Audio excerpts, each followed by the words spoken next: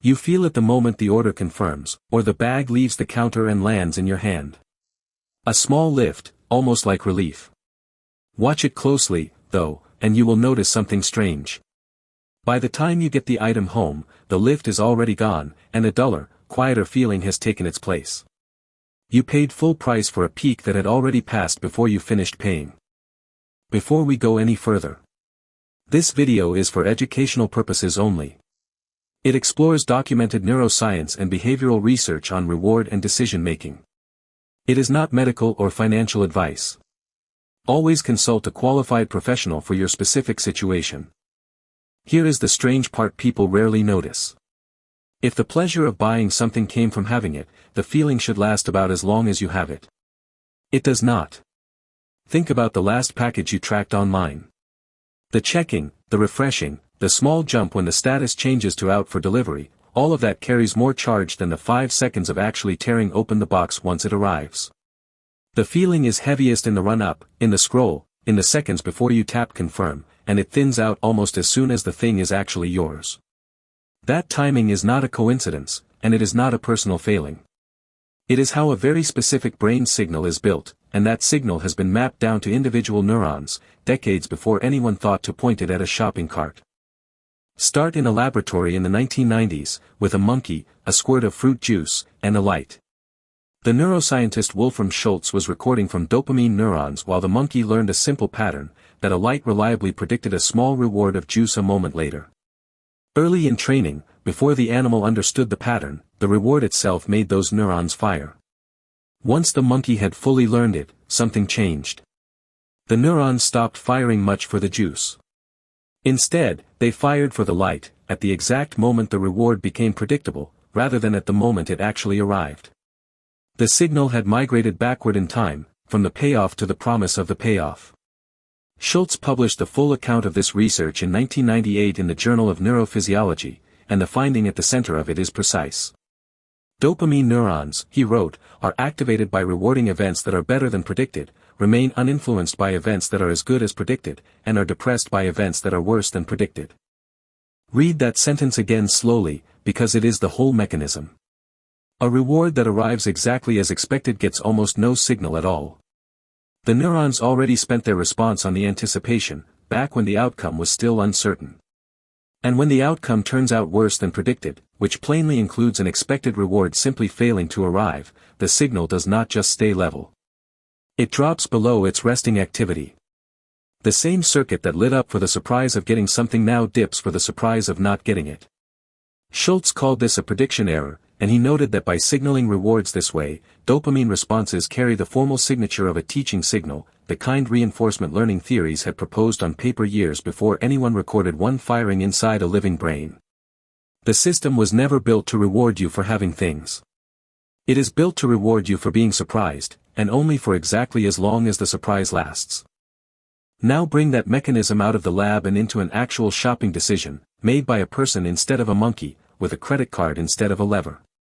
In 2007, the researchers Brian Knudsen, Scott Rick, Elliot Wimmer, Dražen Prelec, and George Lowenstein put people into a brain scanner and had them decide, in real time, whether to buy ordinary consumer products at various prices.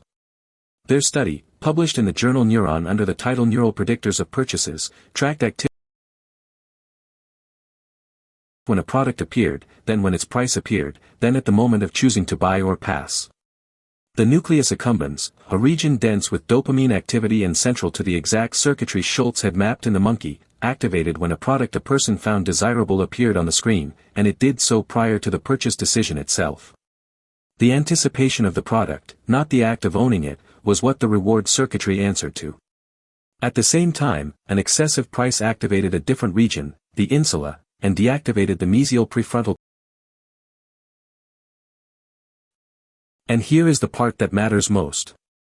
The researchers reported that activity from each of these regions independently predicted the purchases that immediately followed, above and beyond what people said about their own intentions.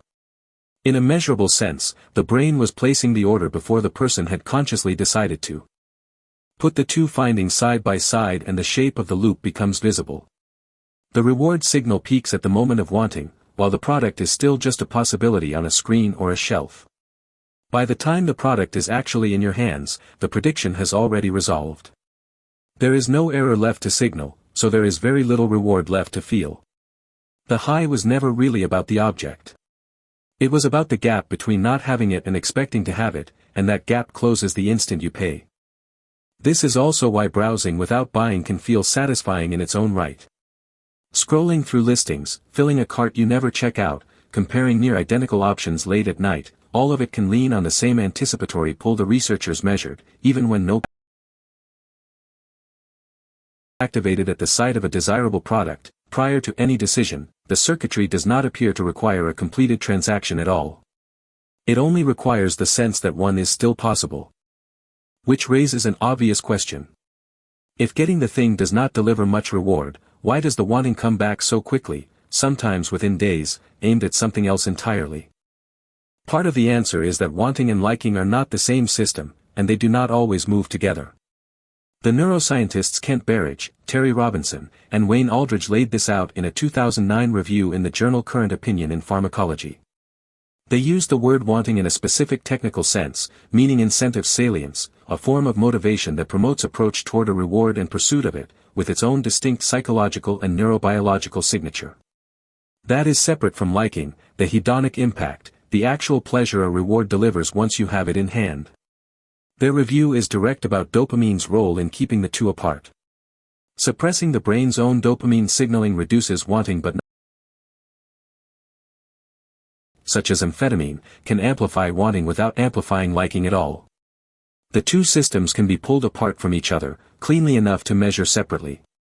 You can want something with real intensity and feel almost nothing when you finally get it, because the circuit doing the wanting is not the same circuit that would have to do the liking. That gap is exactly what the package tracking example captures. The checking is wanting.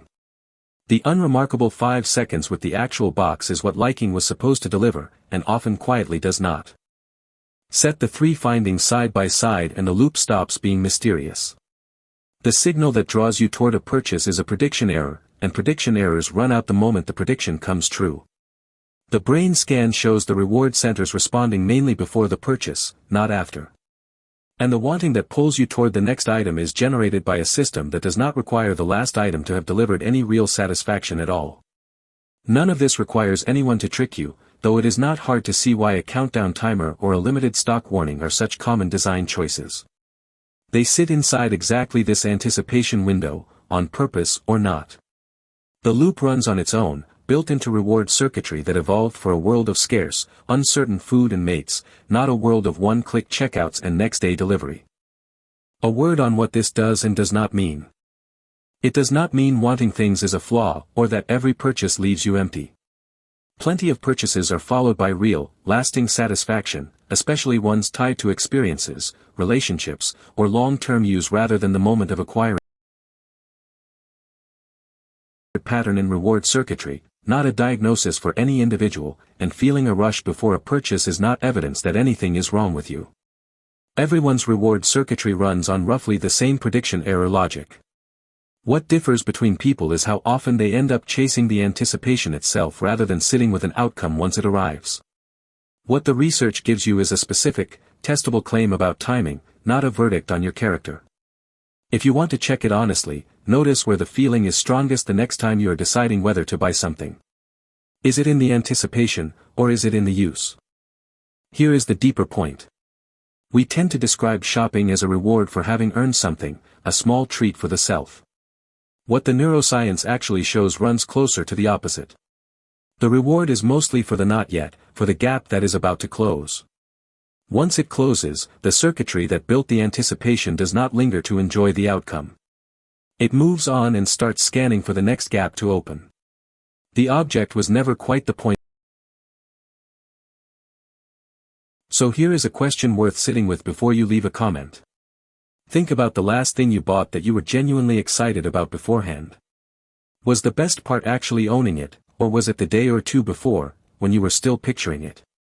I would like to know which one it was for you, and whether naming it changes how you shop the next time.